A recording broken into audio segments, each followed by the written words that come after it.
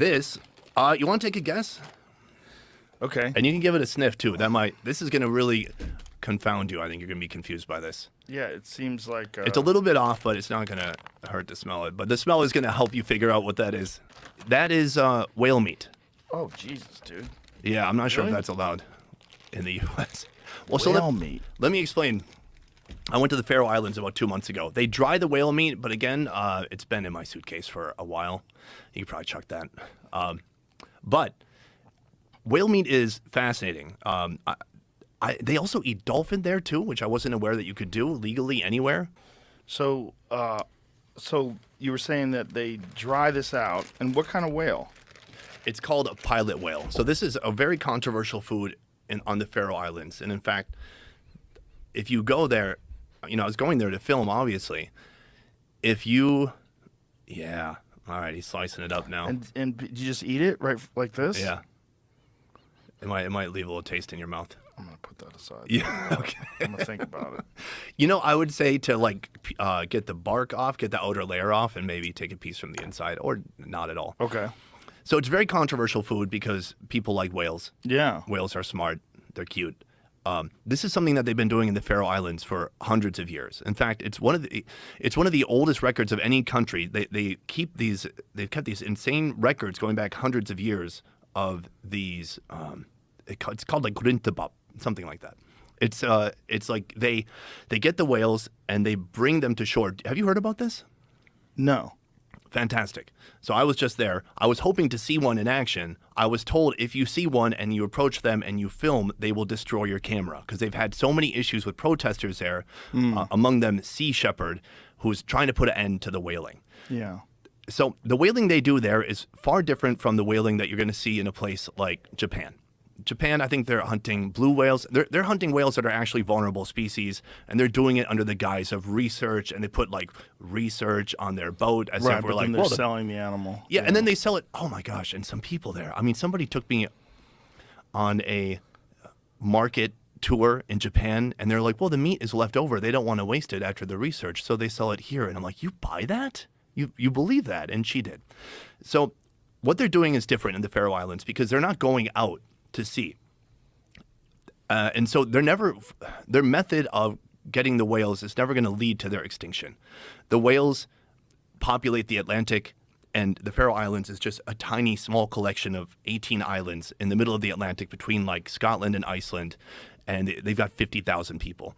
So when a pod of whales comes by and somebody spots them, they kind of sound the alarm. First of all, they'll get some boats together and try to guide them to one of the bays. At this point, this is what I love, this idea that everybody is so into the Grint, this event that happens, that you could be in your corporate job in a room talking about Q4 sales, doing your report, pitching to your team, and then you could get a phone call, hey, the whales are here, let's go. Everybody, when the alarm goes off, if you got to leave church, if you got to leave work, you do it, it's understood. Yeah, go get the whales. Really? Yes. Even today? Even today. Corporate jobs? I went to the most normal family's home ever, and I did a fridge tour, like on Men's Health on YouTube, and it was like here's a whale that we got from earlier this year. We got about 300 pounds. It was so interesting, and this is like the most normal corporate white-collar guy ever. And so they all get the call. They go down there because the amount of meat you get depends on how much you help out. They have a very detailed system for how to allocate the meat. The process of actually getting the whales, though, they steer the whales towards the shore. Then once they get close to the bay, they start clanging on the boats and making noise and trying to throw off their sonar. Eventually, the whales get close enough to the shore where people can run out from the beach and hook the whales in their blowhole and start pulling them up. What? This is our video that's going to be coming up. Oh my God, this is horrific. Well, yeah, Holy shit. That's why it's controversial. So all of these people, and these people wearing like modern clothes, and I mean, these do not look like tribal people. They look like anybody that could be in fucking New Hampshire. Yeah, exactly. And they're just slaughtering these whales. And So- they're slicing their necks. Oh my God, this is horrible. So what makes it horrible to you? That they're whales. I mean, just whales to me are like, it's almost like killing a golden retriever. And This is rough. I'm not man. saying you're wrong or right, but I think it's Yeah. interesting to explore where that Well, I think if you the live ethics there, exists for each person. So Yeah, for so- you, like, what is the line for okay to eat, not okay to eat? Because Yeah. like I have eaten dog, but I wouldn't probably eat it again. Yeah. And I'm not that into it. But we all have these lines that we create for ourselves. So where's the line for you? It's a good question. My friend Steve Ranella, he went to Guyana, and the tribes people there were eating monkeys, and they cooked it. I think it was Guyana. I ate monkey this year. And he said it was like smoked turkey, like the way they do it. Like that's what it tasted like. Oh, wow. And he said it was just there's a part of you that's like, what the fuck? Like we're eating a primate? Like Right. this is intense. I'd probably eat a whale before I'd eat a primate. Yeah. I mean, I did something similar this year with the Hadzabe.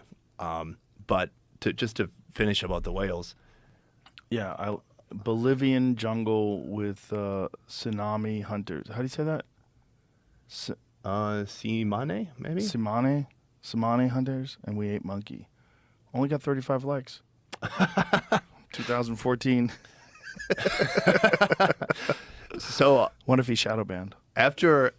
so I mean, no wonder it's controversial. No wonder people get upset. It's Yeah. because it's in your face. It's not like a Well, it slaughterhouse. also looks where like so many whales. It's not like a it's couple. However many whales they can get is how many they kill. And so once they bring them onto the beach, they have this tool they use to kind of go into their spine quickly, and that severs the spine and it kills them pretty much instantly. And then from there, it's just about moving them around, cutting them up, portioning up the meat, and then you get a portion of the meat depending on how you helped. And if you had a boat, you might get more.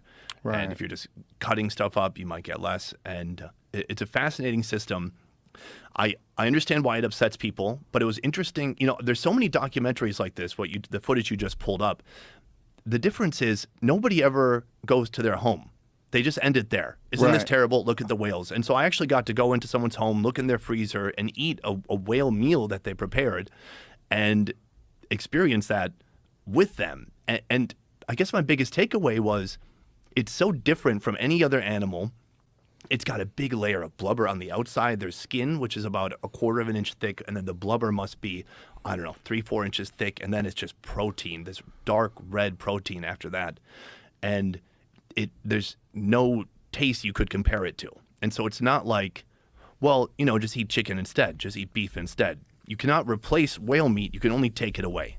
And it's a tradition that they've had for hundreds of years at this point. So I understand why they don't really want people's opinions or points of view when it comes to this.